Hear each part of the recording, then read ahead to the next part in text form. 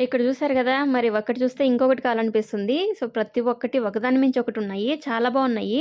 ఇక్కడ డబ్బాలో చూసారా ఉచ్చరికాయలంట ఇవి. ఇవేమో అనుకున్నాను నేను. ఉచ్చరికాయలను కూడా బాగా స్వీట్‌లో ముంచి పెట్టినట్టుంటారు. భలే స్వీట్‌గుంటాయండి అవి. నేను చూసి షాక్ అయిపోయాను. తర్వాత అబ్జర్వ్ చేశాను. అయ్యో! ఏంటబ్బా!